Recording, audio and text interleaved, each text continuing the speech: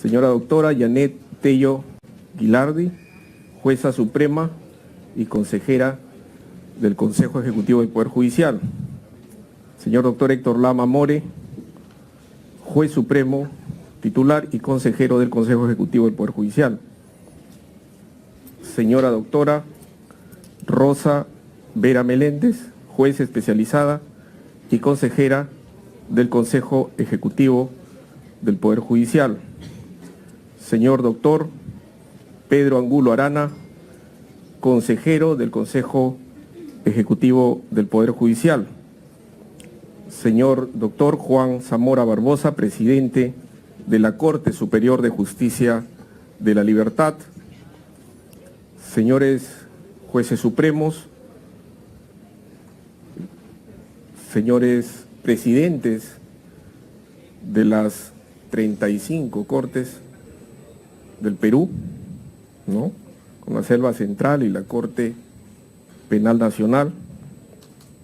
Señor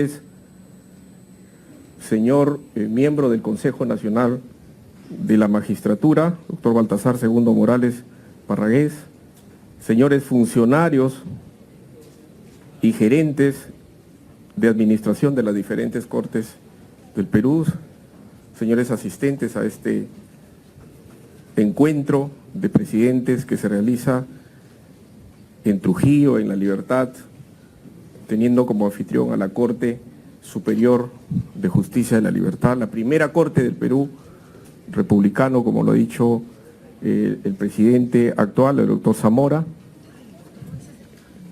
creada el 30 de abril de 1824, ¿no?, cuando el Perú, o Trujillo, era la capital del Perú.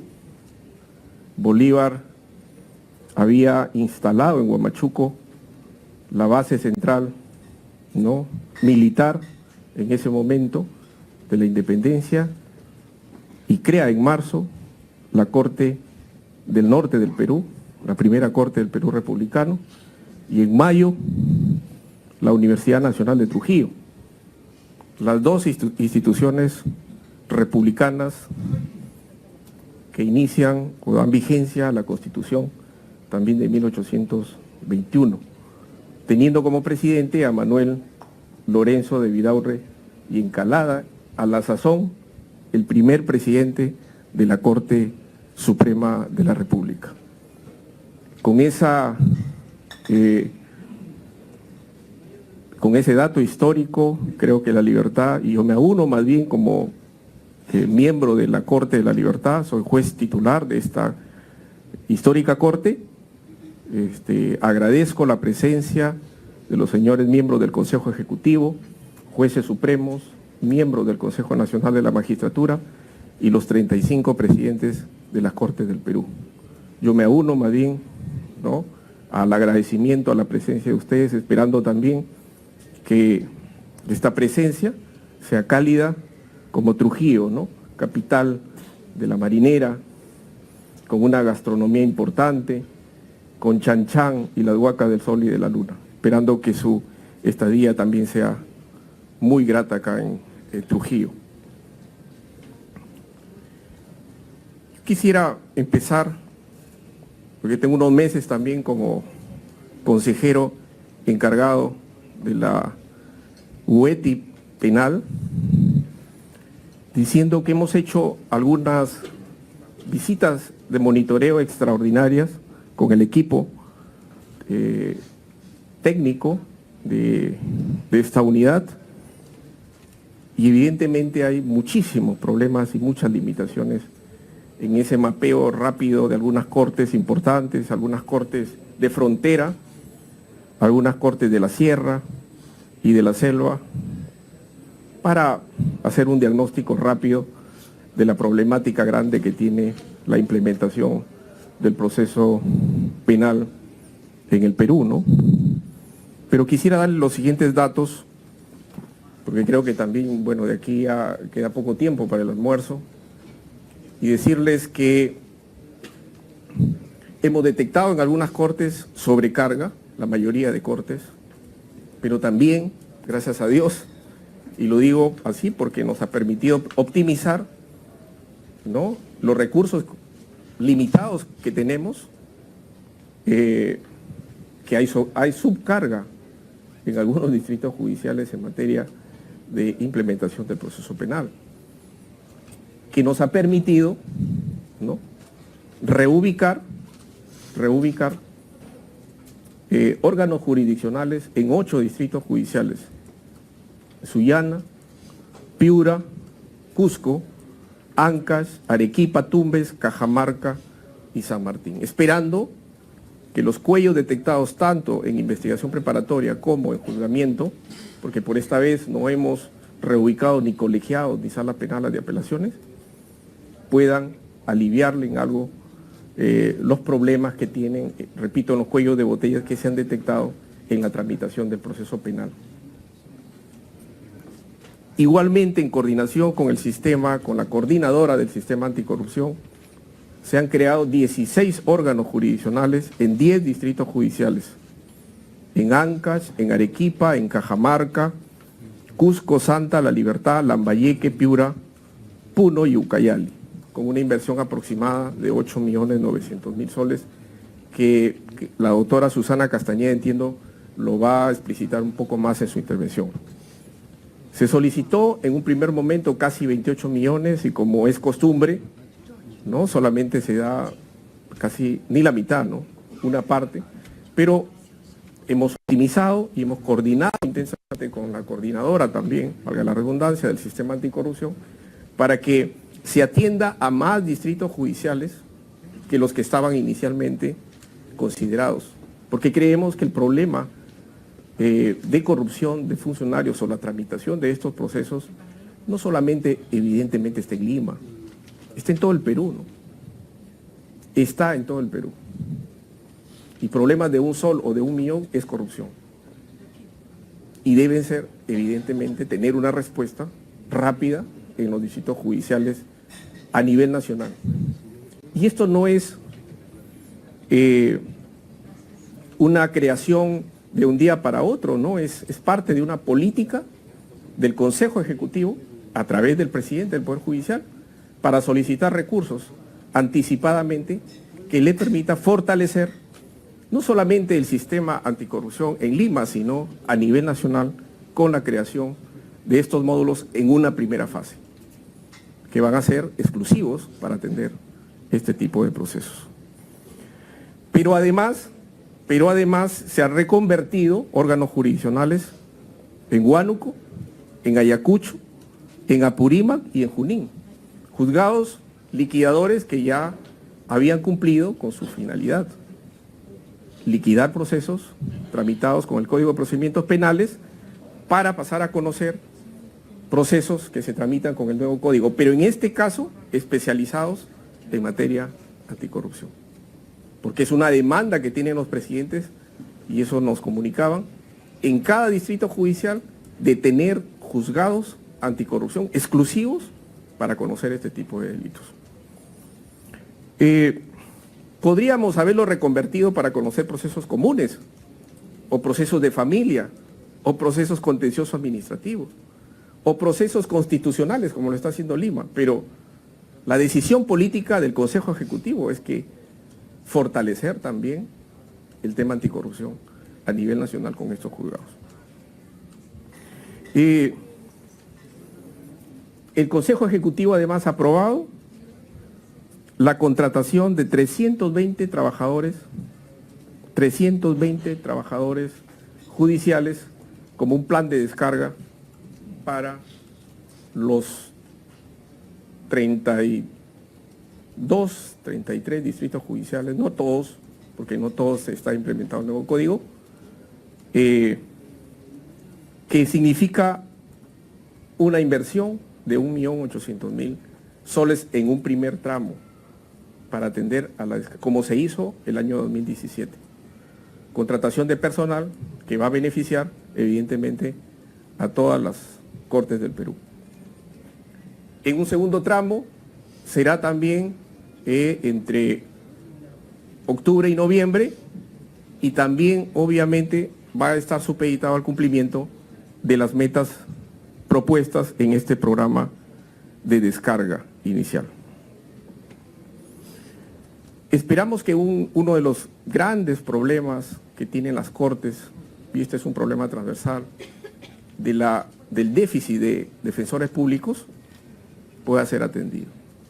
Ese es un clamor de todas las Cortes, por lo menos a partir del mapeo que hemos hecho en las visitas de monitoreo a nivel nacional, en esa muestra inicial que hemos tomado. Hay quiebre de audiencia por déficit de defensores públicos, en las sedes y en las subsedes. Y estamos incluso estimando presupuestalmente cuánto de pérdida significa para el Poder Judicial este quiebre de audiencia, esta frustración de audiencias por este tema puntual, ¿eh? Puntual.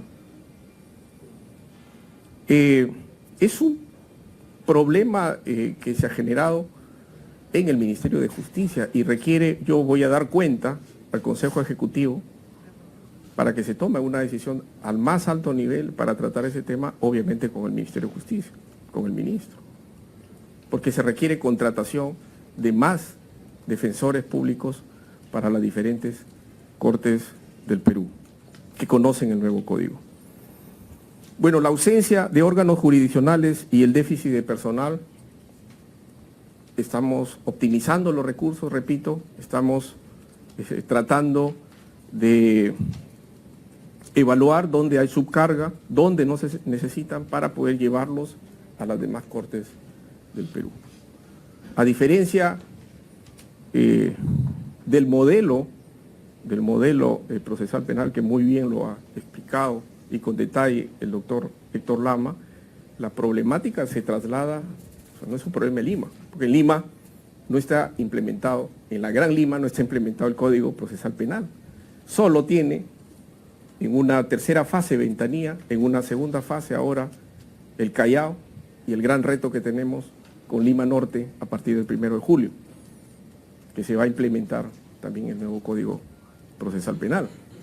Entonces, aún en la Gran Lima no se ha implementado este ordenamiento procesal y el problema lo tenemos más bien en todas las cortes del Perú, excepto Lima. La idea, en todo caso, esperemos que con el liderazgo también del presidente del Poder Judicial nos allane el camino para que al 2020 pueda implementarse el Código Procesal Penal en Lima.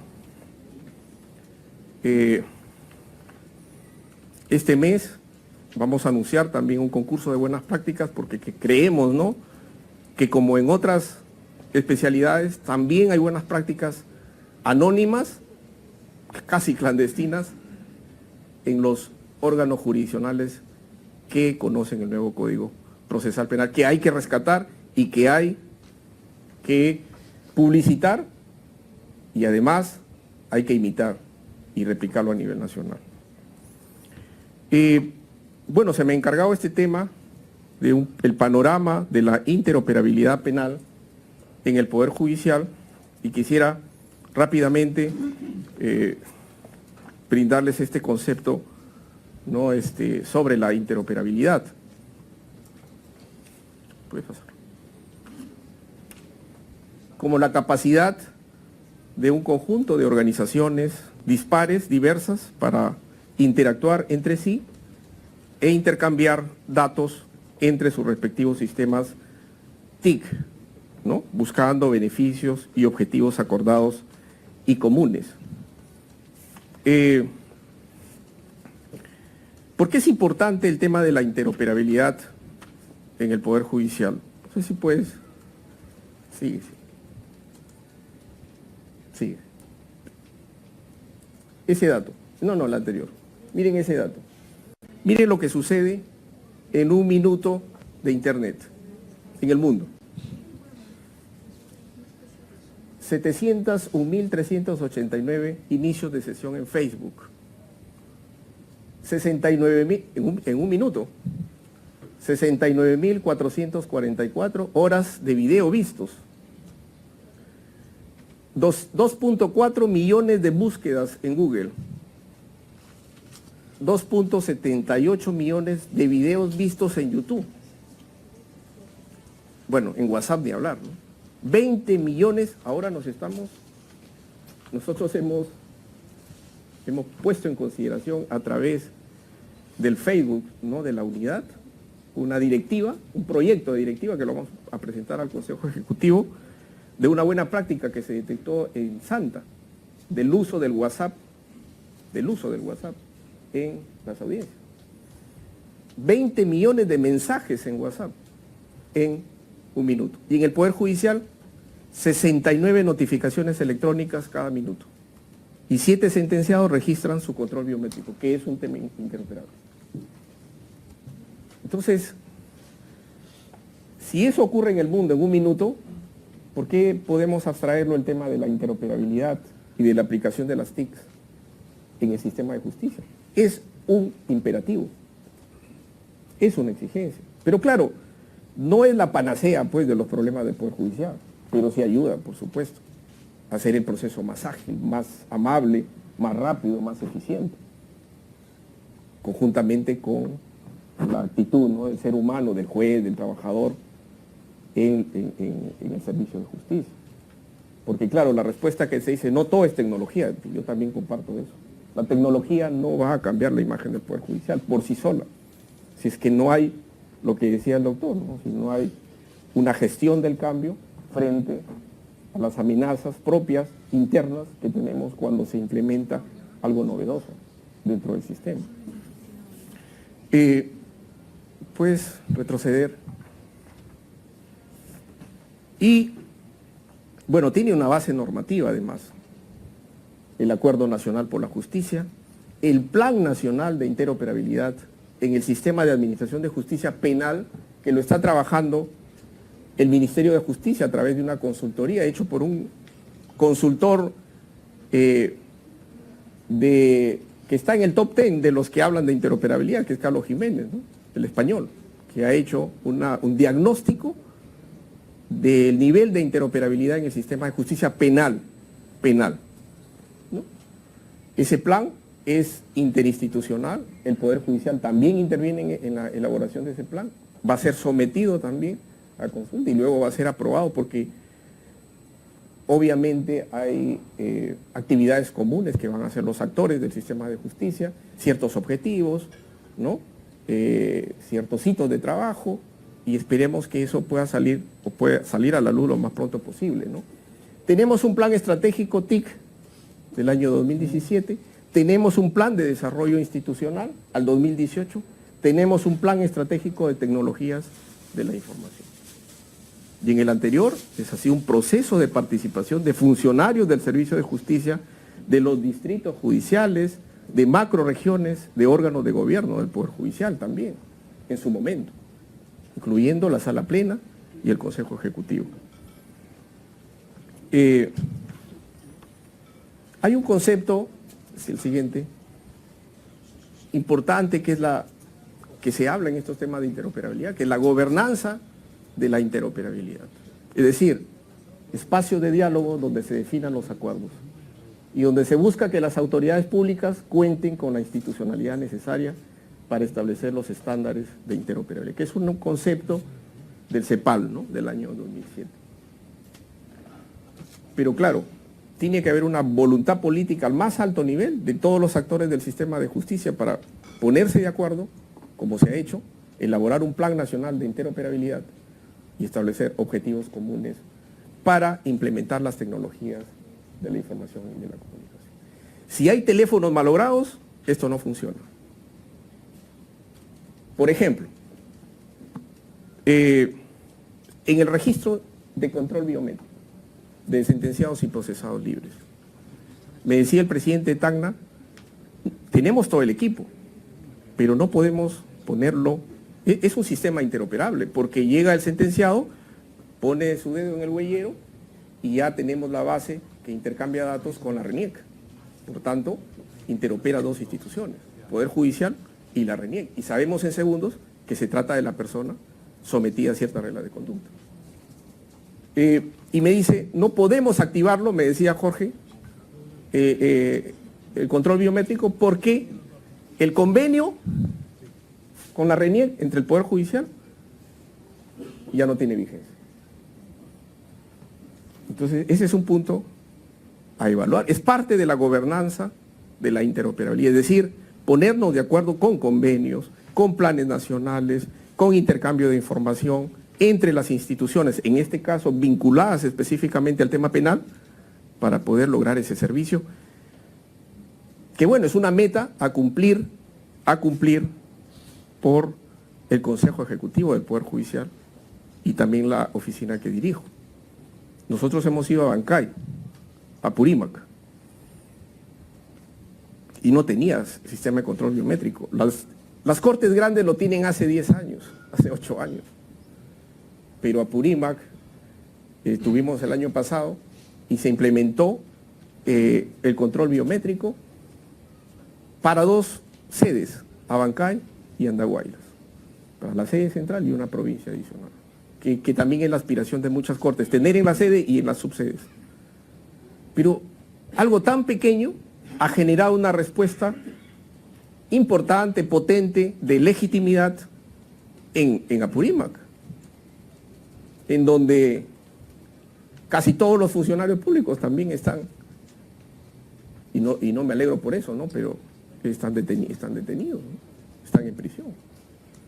Lo que denota también el funcionamiento correcto del sistema, ¿no?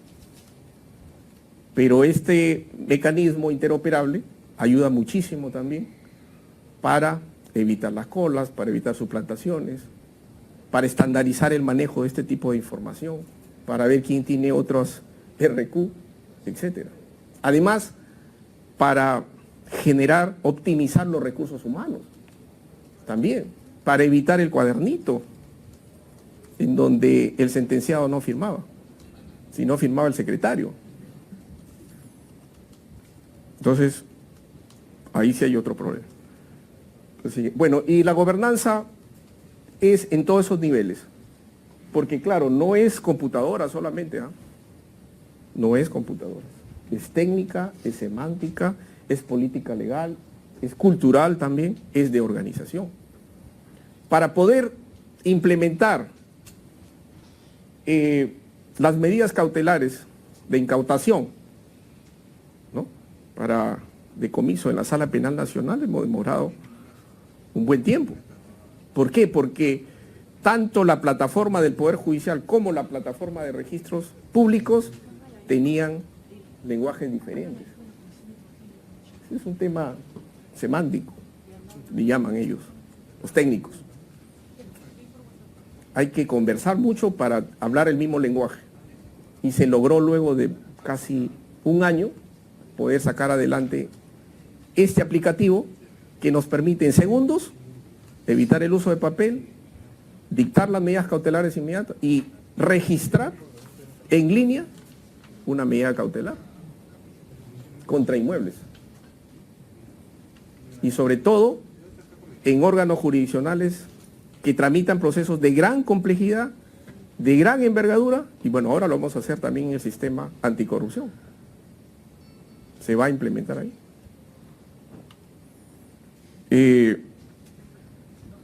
Bueno, esperemos también que esto pueda funcionar también en el Poder Judicial. Pero una de las instituciones que más ha avanzado en temas de interoperabilidad ha sido el Poder Judicial. ¿Qué duda cabe, no? Si el gran proyecto interoperable es el expediente electrónico, que está funcionando en Lima con 60 órganos jurisdiccionales y que ha sido parte del eje, o es parte de los ejes de trabajo que tiene el presidente del Poder Judicial. Lo que era un sueño lo ha convertido prácticamente en una realidad. Y claro, esperemos que pueda escalar a otras especialidades. Ya el Consejo Ejecutivo ha aprobado para que se implemente, ¿no?, en el proceso penal, teniendo como plan piloto el sistema anticorrupción. Punto 1. Punto 2, que se escale a nivel nacional. Claro, es una gran empresa, ¿no? Es una gran tarea, de gran envergadura, que va a trascender al propio presidente y a nosotros mismos, los consejeros, por supuesto. Eso va a dar para que pueda escalarse a nivel nacional y en todas las especialidades, pero a ese ritmo que le ha impuesto el consejero y juez supremo encargado del eje. Yo creo que podemos hacerlo en 4 o 5 años. Y además, obviamente, con el sustento presupuestario y la ayuda internacional, desde luego, como lo ha dicho el presidente. Uno de los grandes problemas también para la interoperabilidad es esto. Siguiente. Nivel 1, falta conexión entre entidades del sistema. Las sedes centrales de las entidades del sistema de administración de justicia penal no están interconectadas. No están interconectadas. Y en el nivel 2, falta conexión al 100% de las dependencias nacionales con su sede central respectiva. O sea, las dependencias policiales, fiscales, judiciales, establecimientos penitenciarios, sedes del TC, del MINJUS, no están conectadas con su sede central. Ni siquiera en cada corte, ¿ah? Hablábamos con Jaime Contreras, presidente de la Corte de Huancavelica, hace poco, y le decíamos a la gerente, porque el presidente nos dice, no hay Red One en 2 provincias importantes de Huancavelica, no hay teléfono, porque la empresa que tiene el convenio con el Poder Judicial no se le da la gana de invertir en Red One en Huancavelica. Entonces busquemos otro proveedor que invierta para que haya Red One, porque solamente tienen internet para, no sé, casillas electrónicas. No hay SINOE. Y claro, si se va a pensar en escalar al expediente judicial electrónico, lo primero que debemos ver es si tiene SINOE. Sin SINOE no hay nada, pues, no hay expediente electrónico. Sin el avance del SINOE, ojo, no hay expediente electrónico. Y estamos a un 72% de conectividad y de implementación del SINOE a nivel nacional. De aquí lo vamos a ver en cuadros, cómo estamos avanzando en la implementación del SINOE. Bueno, está el SINOE, ¿no? El siguiente. Ya ustedes saben, esa es la utilización. Eso tenemos el SINOE. Ese es el mapa de la implementación del SINOE, en donde la notificación penal es el 24%. 24%. Tienen todos los distritos judiciales, es verdad. Ese es un logro y es parte de la política pública del Poder Judicial, ojo, porque eso viene también, y hay que reconocerlo, la implementación del SINOE viene desde el 2015-16. Y la ha seguido el presidente, porque sabe perfectamente que sin SINOE no se puede implementar el expediente electrónico. Sistema Nacional Especializado de Corrupción de Funcional, la Sala Penal Nacional también tiene, y las Salas Supremas de la Corte Suprema también tienen sistema de notificación electrónica. Me acuerdo incluso a la doctora Yanet Tello en una oportunidad, en su sala, con el doctor Ticona se implementó y empezó el SINOE. Porque también, obviamente, en algún momento hubo cierta resistencia para implementarlo. Pero lo tienen ahora las Salas Supremas. Destacan los distritos judiciales de San Martín, Moquegua, Cusco, Apurímac y Junín, en comparación con versus la notificación física, versus la notificación. No significa, por ejemplo, Lima puede ser cuantitativamente tener más que los 5, ¿no? Pero frente a la notificación física, el porcentaje es menor. Entonces se evalúa en función, en comparación con la notificación física en ese distrito judicial. Por eso destacan estos distritos judiciales: San Martín, Moquegua, Cusco, Apurímac y Junín. Siguiente, por favor. Ahí está, un 62% de avance. Si no está implementado a nivel nacional, tienen las sedes, pero no está obviamente en todas las provincias, en todos los distritos, por un problema geográfico, un problema de ancho de banda, de Red One, etc. Sin embargo, por ejemplo, el presidente de Cajamarca, Gustavo Álvarez, con sus recursos, porque ya tiene la fórmula, todos tienen la fórmula para hacer el pastel, ¿no? la torta. Todos tienen, a veces no se implementa por cuestiones presupuestarias, pero él lo está implementando con sus recursos en varias provincias y distritos de Cajamarca. El SINOE. Entonces esa es una buena práctica también, y el liderazgo de cada presidente de poder evaluar y priorizar la implementación de tecnología de la información y la comunicación en sus propios distritos. Apurímac está interconectado también, totalmente, que les ha permitido, por ejemplo, tener control biométrico. Ese es el comparativo del 2016, del 2017, a octubre del 2017, y esas son las curvas, ¿no?, de las notificaciones físicas y las electrónicas. El siguiente. Ahí está el cuadro. Fíjese, la notificación física ha reducido sustancialmente frente a la notificación electrónica a octubre del año 2017, ¿ah? Porque miren esa barra de enero del 2016 frente a la barra celeste o azul de la notificación física, como ha ido reduciendo a casi llegar a equipararse. Está en un 50-50. Pero falta, sí falta, por supuesto.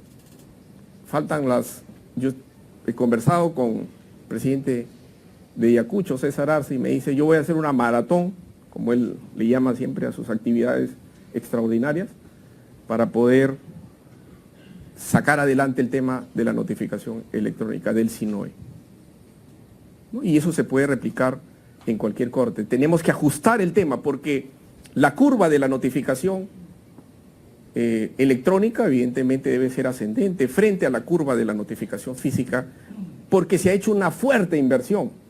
El Poder Judicial ha hecho una fuerte inversión para implementar el SINOE. El SINOE no ha caído del cielo.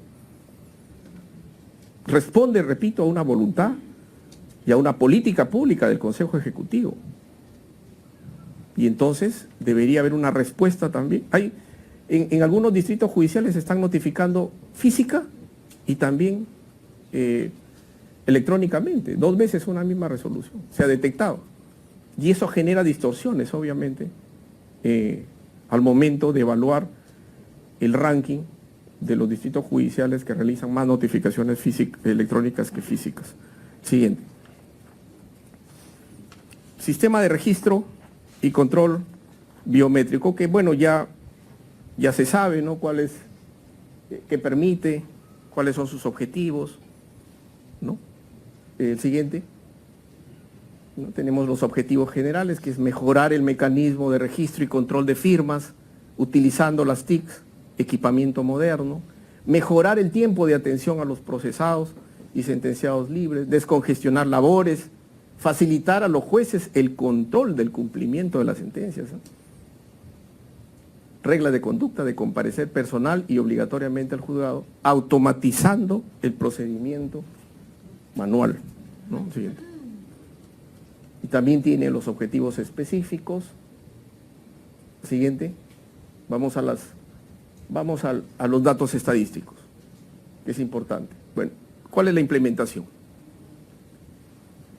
Lima, desde el 2011, y el 2017 tienen estos distritos judiciales. Tienen prácticamente, la meta del Consejo Ejecutivo es que al trimestre del 2018 todos los distritos judiciales tengan este sistema de control biométrico de sentenciados y procesados libres. Ya tienen comprados los equipos en algunos distritos judiciales, lo hemos asumido optimizando los recursos. Eso que, digamos, corresponde, bueno, algunos a veces no saben, corresponde a la gerencia de servicios judiciales asumir esa responsabilidad, lo estamos asumiendo nosotros como ETI vinculado al tema penal, porque creemos que esto también va a formar parte en su momento de, igual, ¿no? Esto se va a asimilar en su momento, todos estos aplicativos, al expediente electrónico, que es lo que se ha hecho finalmente en Lima, ¿no? Se ha avanzado con el SINOE, con el remate judicial electrónico, con el sistema de control de sentenciados y procesados libres. Bueno, y se ha adicionado todo un software más complejo con todos los pasos que se siguen en un proceso judicial, en comercial, en tributario y aduanero y en laboral. El siguiente.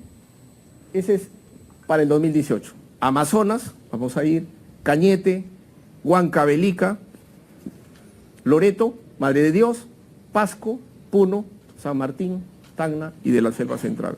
Y terminamos con implementar el sistema de control, ¿no? biométrico de sentenciados y procesados libres. Lo vamos a hacer, ya están comprados los equipos. Solo hay que viajar y ver el tema de su inauguración. El siguiente. Bueno, esto es el reporte mensual a nivel nacional.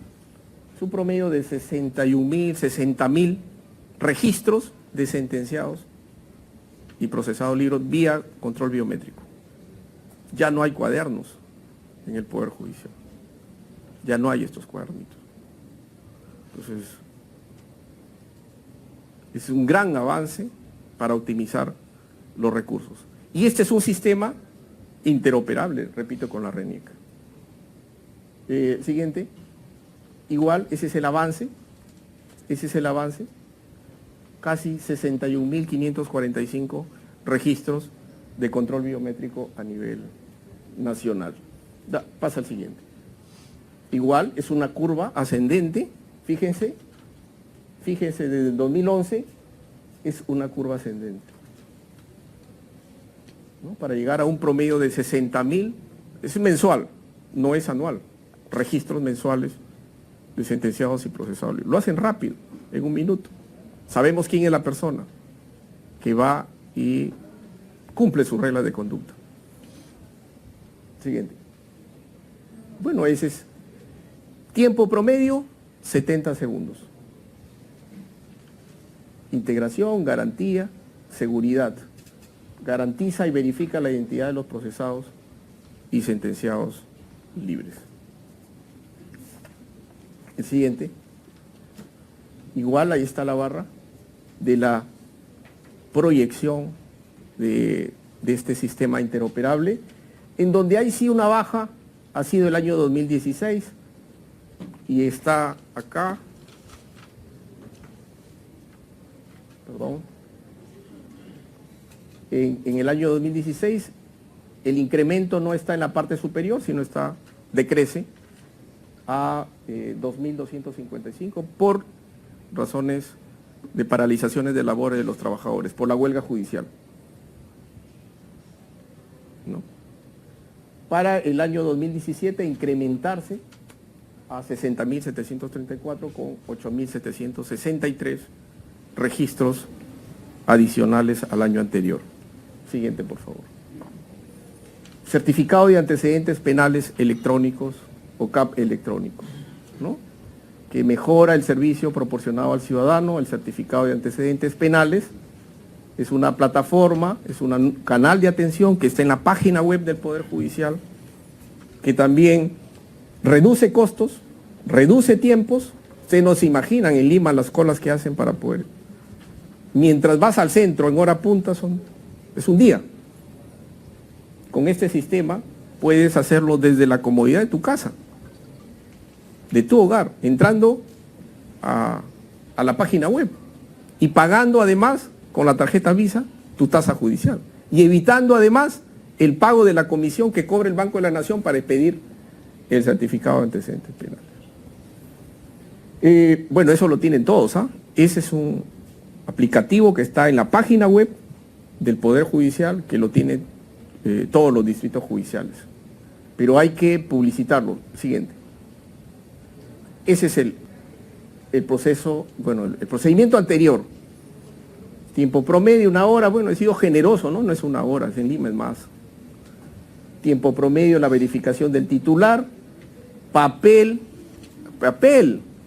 ¿Ustedes se imaginan cuánto gastaba o cuánto gasta todavía el Poder Judicial en entregar el certificado de antecedentes penales? Con esto la carga se traslada al usuario, porque eso lo va a hacer desde su hogar, desde su computadora, lo tiene que imprimir él. Nosotros ya no vamos a utilizar nuestro papel, además membretado, que cuesta más. Recibe y en 2 minutos, bueno, ese era antes. El actual. Siguiente. Ese es el actual. El ciudadano en la comodidad de su hogar podrá acceder al servicio las 24 horas del día, los 7 días de la semana, los 365 días del año. Y descarga su certificado electrónico en su PC, en su laptop, en su tablet o en su smartphone. también, y después lo puede imprimir, ¿no? Es un sistema interoperable porque se valida la identificación también con la RENIEC. Con la RENIEC. Es un intercambio de datos de dos, hemos dicho, pues es en el concepto inicial. La capacidad para poder intercambiar datos entre instituciones dispares para lograr objetivos comunes. Ahí está. Celeridad, rapidez, mejor servicio. El siguiente.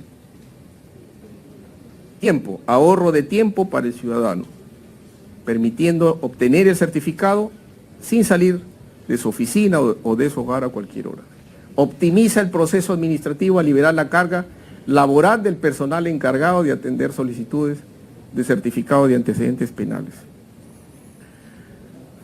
Bueno, yo he sido presidente de esta corte, igual teníamos que mandar por courier a Virú, a Pacasmayo, a Paiján, a Chocope, bueno, a la Sierra, Huamachuco, Santiago de Chuco, Patás, se perdían los certificados. Y llegaba firmado desde Lima, todo el paquete.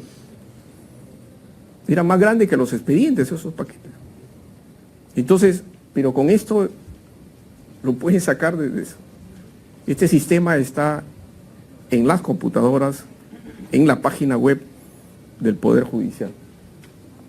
Reducción de costos en el uso de material, accesibilidad, mejora, miren, y esto es importante, el servicio proporcionado al ciudadano. Porque, ojo, en la entrega de certificado de antecedentes penales es en realidad un servicio que da el Poder Judicial. O sea, se utiliza muchas veces en el proceso judicial, evidentemente, pero el grueso está en la gente que necesita por razones de trabajo, de estudios, de viaje, etc. O sea, todo el mundo. El Poder Judicial brinda el servicio al ciudadano de a pie. O sea, no solamente está vinculado al proceso penal, ¿no? Y esto también, repito, como servicio legitima también. Legitima al Poder Judicial. Y los medios de pago. Se habilitan nuevos medios de pago que eviten que el ciudadano se desplace a agencias bancarias y centros de pago autorizados. El siguiente. Esa ha sido la evolución desde el 2016 que se implementó el CAP electrónico, ¿no? Es bajo, sí, es verdad. Todavía es muy bajo. Es muy bajo. Tenemos que replantearnos el tema desde el Consejo Ejecutivo. Es decir, tenemos que sacar adelante el tema del CAP electrónico. Con una campaña de difusión, haciéndolo saber a la comunidad de que existe eso, y se evitan colas, se evitan costos, se reducen evidentemente el tiempo, ¿no? Bueno, de enero, todo el mes de enero, 3.833. El siguiente, debería ser más, por supuesto, debería ser más. El siguiente, bueno, esas son las perspectivas al futuro. El alcance del CAP electrónico es nacional. Debemos hacerlo también para que en el extranjero el conciudadano pueda, ¿no?, sacarlo también en el extranjero. También a través, porque está en la página web del Poder Judicial. Por esas razones, migratorias, de estudio, de trabajo. Hay que ampliar los canales de pago, la pasarela de pagos, porque ahora solamente se utiliza, ¿no?, el tema de la multired de Visa. Podría ampliarse a otro tipo de tarjetas, y hay una campaña de publicidad potente hay que hacer ahí, potente, en prensa, bueno, televisión, todos los medios de comunicación, porque una de las razones de la resistencia a obtener este certificado es que se asume que no tiene el mismo valor, y sí tiene el mismo valor, por supuesto, tiene el mismo valor, tiene las firmas digitales, validadas también, con RENIEC y por Indecopi. ¿No? O sea, tiene el mismo valor, pero hay que difundir, y creo que también es una gran responsabilidad de cada corte. En la medida que, reduciendo los costos, por ejemplo, en papel, podríamos tener recursos precisamente para cubrir necesidades de las cortes. De las cortes. Porque a veces se solicitan, se hacen algunos requerimientos, no se cuentan con recursos precisamente porque no optimizamos los mismos.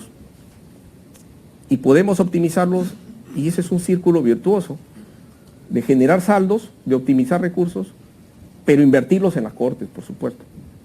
Porque, bueno, el Poder Judicial es único, pero son 35 cortes.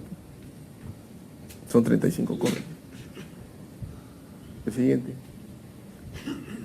Bueno, el remate judicial virtual está en Lima, todavía no está implementado, está en proceso de implementación. Se puede hacer, ¿eh? Está el gerente ahí de informática, Roberto Montenegro, dice sí se puede hacer. O sea, a través de la gerencia, por supuesto, sí se puede implementar el remate judicial electrónico a nivel nacional, ¿no?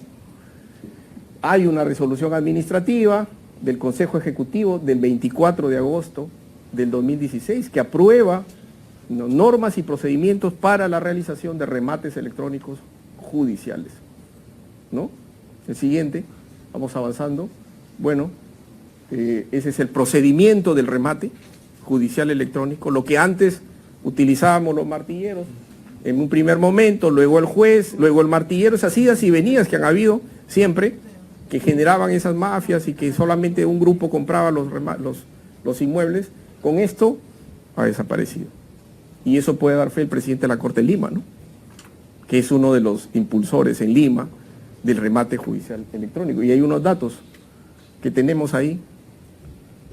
Avanza. Sí, que es ahí, ¿no? Bueno, ese es a octubre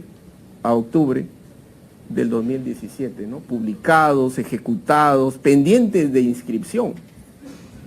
Pendientes de inscripción. Validación de pagos. Anulados también hay, por supuesto. Suspendidos también hay. Y desiertos también es fuerte, ¿eh? Siento, porque todavía es un proceso también de cambio y de costumbres también acá. El siguiente.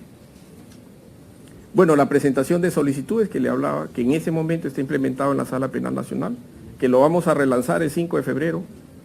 Veremos que no se pudo inaugurar hace un mes, 2 meses por la coyuntura política. Por la coyuntura política, ¿no? O sea, cuesta creerlo, ¿ah? Pero que no hayamos implementado un producto tecnológico por una coyuntura política me parece absurdo. Deberíamos haberlo implementado. Eso corre, como decían los antiguos, ¿no? En cuerda separada, para utilizar ese término, ¿no? Eso sigue su propio curso, ¿no? Pero hay un video, quiero que vean el video. Es pequeñito. Lo hemos trabajado con SUNAR. Pero no hay... ¿Tienes audio o no? A conocer el nuevo procedimiento de presentación electrónica de solicitudes de inscripción de medidas de incautación. ¿En qué consiste? El Poder Judicial recibe por parte del Ministerio Público el requerimiento de la medida de incautación para afectar las propiedades de un investigado, sea persona natural o jurídica. El juez encargado lo recibirá a través del Sistema Integrado Judicial, SIJ, y previa verificación emite la resolución correspondiente, la firmará de manera digital y la enviará al especialista judicial. El especialista judicial, a través del SIJ, recibe la resolución y de igual manera la firmará digitalmente. Con ambas firmas, el especialista judicial realizará el descargo de la medida de incautación, ingresando los datos correspondientes de los bienes a incautar en un formulario electrónico, y se enviará el parte judicial de manera electrónica a través de un canal seguro a la SUNAR. La SUNAR recibirá el parte judicial electrónico de la medida de incautación, generándose una constancia de presentación de forma automática. Dicho parte judicial electrónico será enviado a la oficina registral correspondiente para la calificación del título e inscripción del mandato judicial. El registrador público de la SUNAR procederá a generar y firmar digitalmente el asiento de inscripción de la medida de incautación, y el sistema comunicará de manera automática la inscripción al órgano jurisdiccional, adjuntando los asientos de inscripción. El órgano jurisdiccional podrá visualizar de forma inmediata los asientos inscritos a través del SIJ. Finalmente, el sistema de la SUNAR notificará de manera automática vía correo electrónico al PRONAVI el estado de la solicitud presentada por el órgano jurisdiccional. Presentación electrónica de medidas cautelares, más rápido y más seguro. El Poder Judicial y la SUNARP unidos contra la corrupción. El Poder Judicial. Obviamente esto por razones pedagógicas es este video, pero eso es virtual, ¿no? Es en línea. Eso no demora como demora el video. Es más rápido. Cualquiera se asusta, ¿no? Y dice, pero no es así. Bueno, hay temas en agenda, ¿no? Estos aplicativos, el siguiente. Con esto ya pasa. Ya, bueno. Bueno, la agenda anterior. Tenemos la agenda electrónica interoperable. Tenemos la tabla de delitos únicos. Tenemos el ubigeo único. Pasa al siguiente. Y el proyecto tablero de control de la unidad del equipo técnico, es un sistema de información oportuna en materia penal para poder centralizar, miren la cantidad de bases, de sistemas que tenemos informáticos en el PJ, SINO, ESERNO, SINAG, REDA, RENIPRO, Requisito, hay que centralizarlo. En Costa Rica, en el Ecuador, tienen sistemas centralizados de información estadística y lo tienen prácticamente en todo, digamos, el sistema judicial, ¿no? Saben ubicación, tienen código único, tienen agenda, todo lo tienen concentrado, notificación electrónica. A eso debemos aspirar, a un tablero de control. Lo estamos trabajando, lo estamos trabajando. Muchas gracias.